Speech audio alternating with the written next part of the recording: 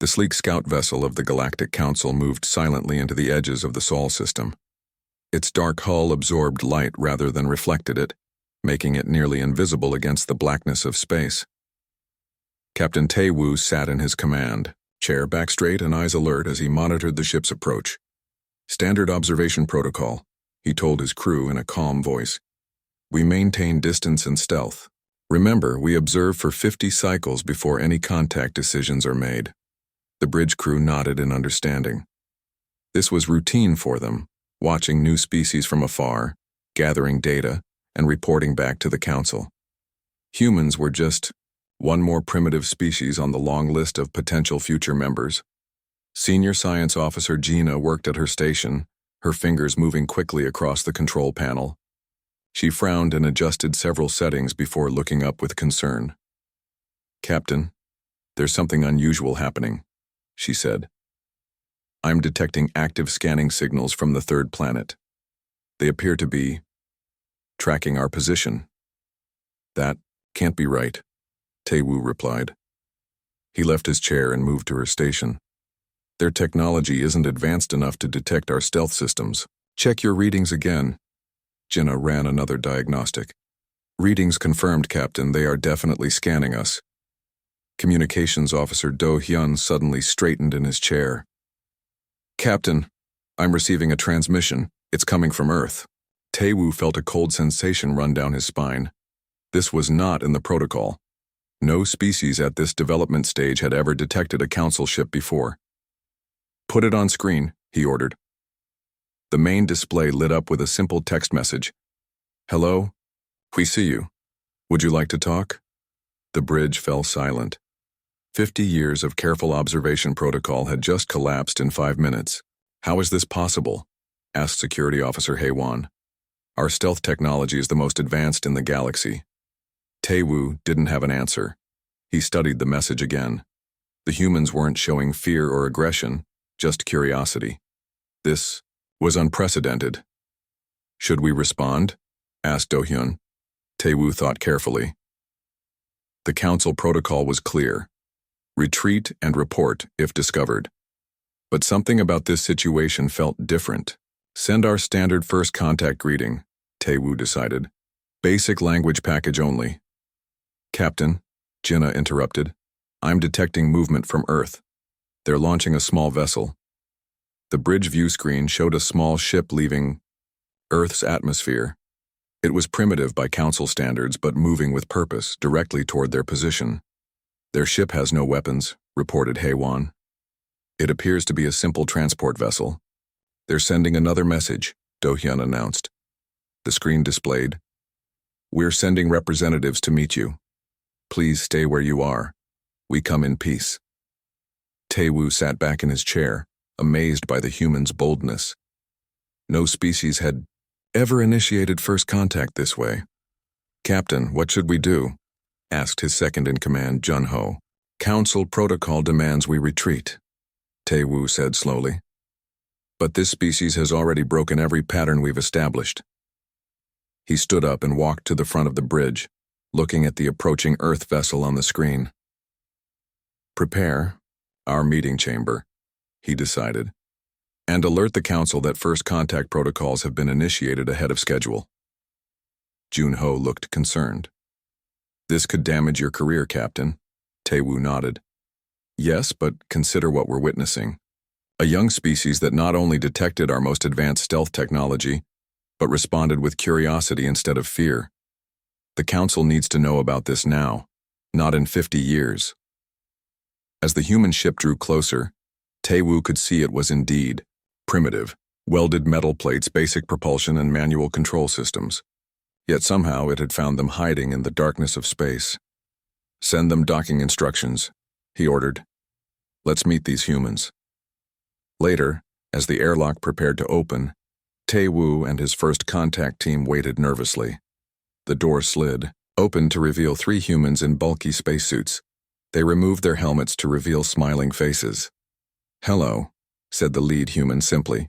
"We've been waiting a long time to meet our neighbors." Tae-woo blinked in surprise. The casual confidence of these beings was remarkable. "How did you detect our ship?" he asked. Our stealth technology is the most advanced in the galaxy. The humans exchanged glances and smiled again. We've been watching the stars for centuries, one explained. Did you really think we wouldn't notice when one of them moved? Tae-Woo realized that the Council had severely underestimated this species. The 50-year observation plan was now useless. The age of human isolation had ended, and the galaxy would never be the same. Jin-Ah stood before the assembled Council representatives, her hands steady as she displayed the holographic images of human biology. The meeting chamber was tense, filled with officials from across the galaxy who had traveled at great speed when they heard the news of early contact with Earth. Their biology makes no sense, Jin-Ah explained, pointing to the detailed scans. Humans evolved on a high-gravity planet with significant radiation and environmental toxins. By our understanding, life should have struggled to advance beyond simple forms in such conditions. The hologram shifted to show a human skeleton and muscle structure. Jin-Ah highlighted several areas with a gesture of her hand. Look at their bone density, their muscle structure. They can endure physical stresses that would kill most council species, she continued. Their healing abilities are remarkable. A broken bone that would disable one of us for months heals in weeks for them. Security advisor Kehoe frowned from his seat in the front row. His gray uniform was decorated with medals from 3 galactic conflicts. Are they dangerous? Should we be concerned? Jin-Ah paused before answering. They are different. Not necessarily dangerous, but certainly capable. Their muscle density allows them to exert force far beyond what their size suggests, and their endurance, they can continue physical activity long after most species would collapse from exhaustion. Some of their ancient sports involved running for days, she added. Not hours, days, the council members murmured among themselves. This was troubling information. Diplomat Su Jin stepped forward with cultural data displayed on her tablet. Her ceremonial robes rustled as she moved to stand beside Jin-Ah. Their advancement pattern breaks all our models, Su Jin said. Most species progress either through cooperation or competition. Humans do both simultaneously. She showed footage of humans working together to build massive structures, then switched to images of their wars. They fight and kill each other, then rebuild together. They compete fiercely in games and business, yet rush to help strangers in need. Their creativity seems fueled by this duality rather than hindered by it. Council Elder Yujin raised a gnarled hand. How advanced is their technology? Are they a threat to galactic stability? Captain Tae-Woo stood to answer this question. Their technology is uneven. In some areas, they lag centuries behind us. In others, they've developed solutions we never considered. He displayed images of Earth's cities, vehicles, and weapons. Most concerning is their progression rate. They've gone from basic flight to near-interstellar capability in just over a century. Our models predicted this would take them at least 500 years. Kehoe's frown deepened, and they detected our stealth systems that have successfully observed 12 other pre-contact species. Yes, Tae-Woo agreed. They spotted us almost immediately, using technology that should have been inadequate for the task. Jin-Ah brought up a new set of scans. There's more. Their brains show unusual activity patterns. They seem to process fear differently than most species. Where others freeze or flee, humans often become more focused, more creative. You mean, they think better when afraid? Asked one council member. In many cases, yes, Jin-Ah confirmed. They call it working well under pressure. It's as though stress enhances their abilities rather than degrading them. The room fell silent as the implications sank in. What do you recommend, Captain? Elder Yujin finally asked. Tae-Woo looked at the data one more time before answering. The observation phase is clearly compromised. I believe we should proceed with direct diplomatic contact. Further study can continue alongside formal relations. Is that wise? Kehoe challenged. If they're as capable as you suggest, shouldn't we be cautious? I believe caution is precisely why we should engage now, Tae-Woo replied. They know we're here. They've demonstrated both capability and restraint. If we retreat, we risk appearing hostile or fearful. Jinnah nodded in agreement. And from what we've observed of their culture, humans respect direct communication. They value honesty. Sujin consulted her notes. Their primary governing body is called the United Nations. I suggest we arrange a formal meeting with their representatives. Elder Yujin looked troubled but nodded slowly. Very well. Captain Taewoo, you will lead the first official delegation to Earth. Approach with caution, but openness. Learn all you can about these unusual beings. As the meeting ended, Jinnah approached Taewoo privately. Captain, there's one thing I didn't mention to the council. What is it? He asked. The humans we met, they weren't surprised by our appearance, almost as if they'd been expecting something like us. Taewoo considered this new information carefully. Keep that observation to yourself for now. We have much to learn about these humans. As they prepared for the official first meeting, neither of them could shake the feeling that humanity was about to change the course of galactic history forever. The United Nations headquarters in Geneva had been transformed overnight. Security checkpoints surrounded the building. Soldiers stood at attention along the perimeter. News crews from around the world gathered outside, their cameras pointed at the sky. Admiral Han Gil adjusted his dress uniform as he waited in the grand meeting hall. Beside him, Defense Minister Eunji checked her notes one final time. Other world leaders filled the room, speaking in hushed, excited tones. Are you nervous? Eunji asked. Han Gil smiled slightly. Of course. This is the most important meeting in human history. A young aide rushed into the room. They're here. The alien ship is landing in the designated area. Everyone moved to the windows to watch as the council vessel descended. It was beautiful, sleek and silver, moving without sound. It settled, gently on the landing pad as if it weighed nothing at all. Remember, Han Gil told the assembled leaders, we represent all of humanity today. Let's show them our best. 20 minutes later, the doors to the meeting hall opened. Captain Taewoo entered first, followed by 5 other aliens of different species. They walked with dignity to the center of the room where a large round table awaited them. Han Gil stepped forward. On behalf of the people of Earth, I welcome the representatives of the Galactic Council. Taewoo bowed slightly. On behalf of the 27 civilizations of the Galactic Council, I extend greetings to humanity. The initial exchanges were formal and careful. Basic information was shared about each side. The humans learned the Council had existed for over 10,000 years. The Council members learned that Earth had over 200 nations and 7,000 languages. After an hour of polite conversation, Eunji decided it was time for more substantial questions. What potential threats should Earth be aware of? She asked directly. The Council representatives exchanged uncomfortable glances. Jinnah, the science officer, spoke up. The galaxy is mostly peaceful now, but there are occasional disputes over resources and territory. Han Gil nodded. And where does Earth fit into this picture? Are we considered valuable territory? Taewoo shifted in his seat. Your planet has resources, yes, but nothing that can't be found elsewhere. What makes Earth unique is you. Us? Asked the president of the African Union. Yes, said Taewoo. Your species is unusual in many ways. Your adaptability is remarkable.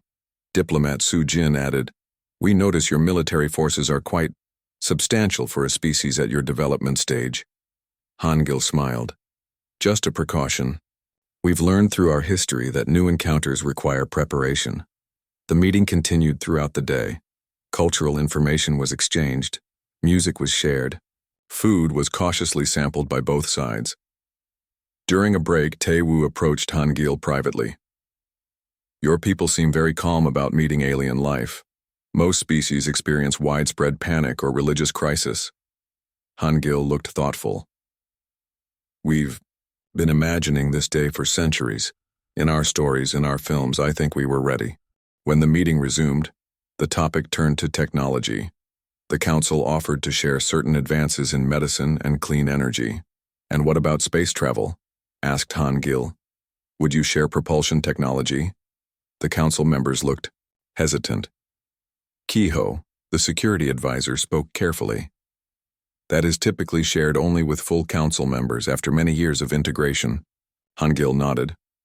I understand. In that case, perhaps you would be interested in seeing what we've developed on our own.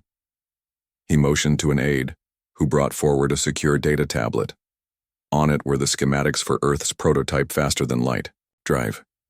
Jinnah took the tablet with curiosity that turned to shock. She dropped the device, catching it awkwardly before it hit the floor. This is impossible, she whispered, staring at the humans with new eyes. You've developed theoretical drive mechanics that the Council only began exploring a century ago. Taewoo looked over her shoulder at the designs.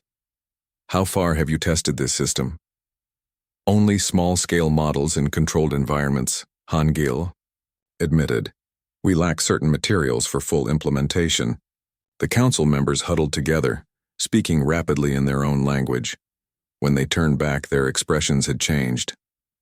We would like to propose a technology exchange program, Taewoo said, his voice carefully neutral. Your drive, concepts for our materials science. Hangil smiled. That sounds like the beginning of a beneficial relationship. As the meeting ended for the day, Jinnah approached Yoonji. Your people developed this drive system independently? Yoonji nodded. Our scientists have been quite motivated. Jinnah hesitated. In most species we've encountered, such advances take thousands of years. We humans tend to work quickly when we're curious, Yoonji replied with a small smile. Outside the meeting hall, Taewoo sent an urgent private message to the council. Humanity was advancing far faster than anyone had predicted. The question now was whether that made them valuable allies or dangerous competitors. The emergency council session was called in the middle of the night. Representatives arrived, looking tired and worried. Elder Ji-hoon stood at the center of the circular chamber, his face stern under the bright lights. The humans must be contained, he declared. Their advancement rate threatens galactic stability.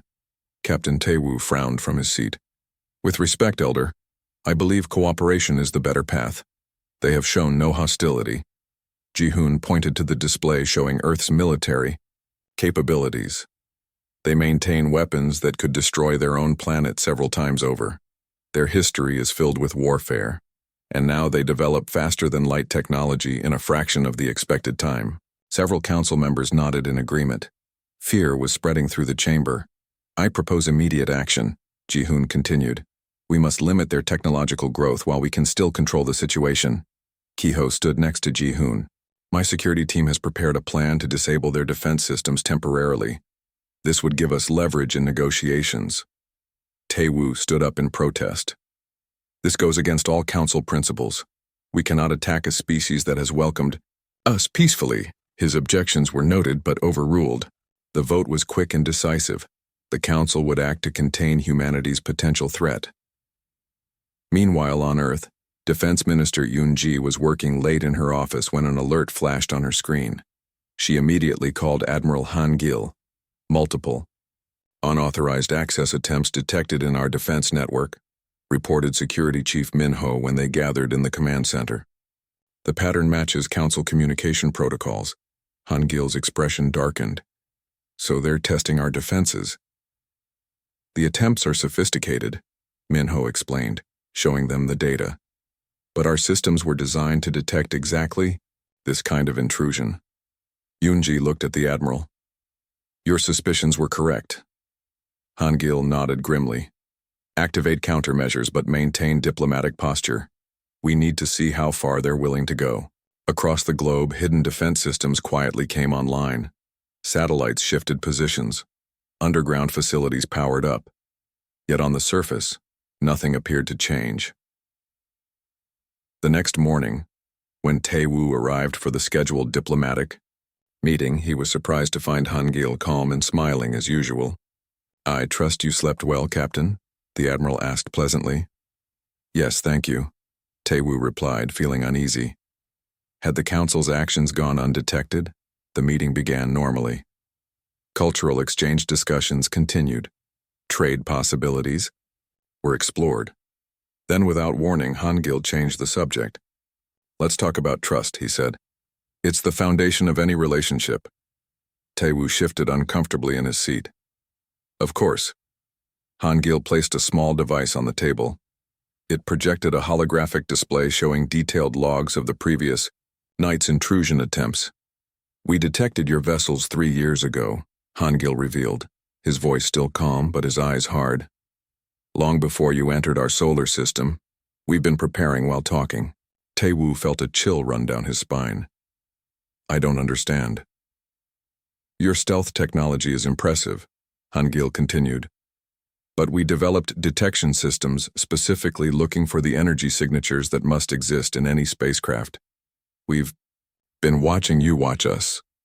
Yunji added, last night's attempt to access our defense systems was clumsy. We expected better from an advanced civilization. Taewoo's mind raced. If humans had detected council ships years ago, what else had they been hiding? I was not informed of any operation against your systems, he said truthfully. We believe. You? Said Hangil. Which is why you're still sitting here. But perhaps you should know what else we've prepared.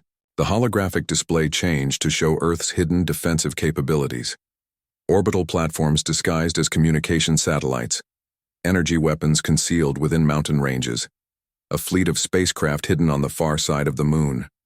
Taewoo stared in shock. When did you build all this? We've been busy, Yunji said simply. We hoped for friendship but prepared for the alternative. Hangil leaned forward. Now shall we discuss how to move forward with honest dialogue?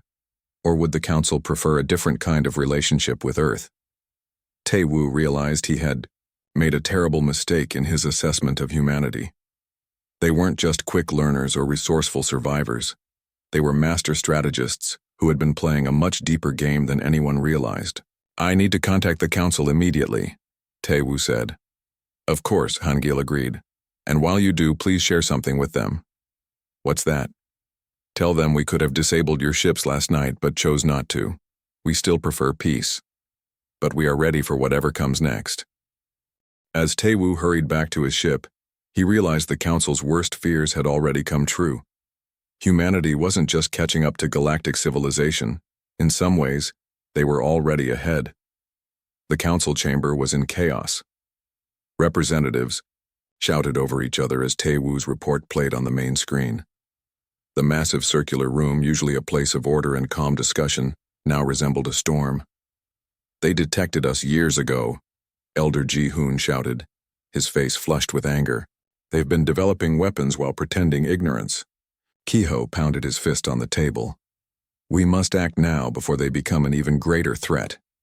Taewoo stood at the center of the storm, his voice steady despite the hostility directed at him. With respect, elders, you're missing the critical point. They knew we were watching. They had the ability to attack our ships, but they chose diplomacy instead. A trick, said Ji-hoon dismissively.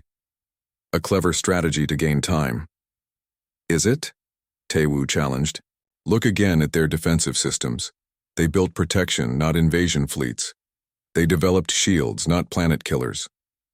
The chamber grew quieter as the representatives considered his words.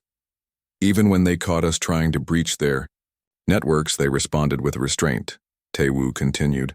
They showed us their capabilities not as a threat, but as a statement. We are your equals. Treat us as such. Young diplomat Sung-min rose from his seat.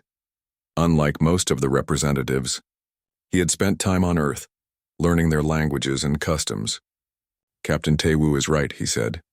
I've studied humans closely. They prepare for the worst but hope for the best. It's built into their thinking. He displayed images of Earth's history on the main screen. They've survived natural disasters, plagues, and their own wars. Each time they've emerged stronger, more united. They don't fear challenges, they overcome them. Back on Earth, unaware of the Council debate, Admiral Hangil was making preparations of his own. After Taewoo's hasty departure, the Earth's military forces had been placed on high alert. Yet Hangil's orders were clear: defensive posture only. If they come in peace, we show respect, he told his commanders. If they come in war, we show strength. Defense Minister Yunji received an urgent message from their long-range monitoring stations. Admiral Council ships are on the move, multiple vessels changing position. Hangil nodded calmly. Alert our forces, but hold positions. To everyone's surprise, Taewoo's ship suddenly returned to Earth orbit. His transmission was brief. The Council is divided, some want military action. I've come to warn you. Hangil considered this information. He's risking everything to warn us. That's not the action of an enemy. What do we do? Asked Yunji. After a moment of thought, Hangil made his decision. Prepare our response package. Not the military one, the other one. In the council chamber, the debate had reached a critical point. A vote was about to be called on whether to authorize military containment of Earth. Then a new transmission arrived from Taewoo's ship. The humans have sent their response to our actions. The main screen displayed a message from Earth. Everyone expected threats or demands. Instead, they found detailed proposals, technological exchange programs, resource-sharing agreements, and mutual defense protocols. We don't want to fight, Admiral Hangil's message stated. We want to build, together. The council chamber fell silent as the representatives read through the offered partnerships. The humans were proposing solutions to problems some council worlds had struggled with for centuries. Is this genuine? Asked Elder Yu-jin, her voice soft with wonder. Sungmin stepped forward again. This is consistent with human behavior. They believe the strongest position is one where everyone benefits. In the silence that followed, young council member Sung-min rose again to speak. Perhaps we've been asking the wrong question. We've been debating whether humans are a threat to fear. Maybe they're allies we never knew we needed. He pointed to the sections of their proposal addressing piracy in the outer systems, resource shortages on developing worlds, and diplomatic tensions between older council members. Look at what they offer. Not just their technology or resources, but their perspective, their ability to find solutions where we see only problems. Slowly, the mood in the chamber began to shift. Fear gave way to curiosity, hostility to cautious. Optimism, Elder Yu-jin spoke, her ancient voice carrying weight. For 10,000 years, the Council has guided the development of the galaxy. Perhaps it is time for us to be guided by new ideas. The vote, when it came, surprised everyone. Instead of military action, the Council approved a preliminary alliance with Earth. As Taewoo returned to Earth with the news, he couldn't help but smile. The humans had done what no species had accomplished in millennia. They had changed the Council's mind. Admiral Hangil received him with a handshake, a human custom Taewoo had come to appreciate. This isn't the end of challenges, Taewoo warned. Some still fear your potential. Hangil nodded. Growth always comes with growing pains, but we'll face them together. As the first official alliance documents were prepared, both humans and council members realized this wasn't just first contact. It was the beginning of a new age for the galaxy.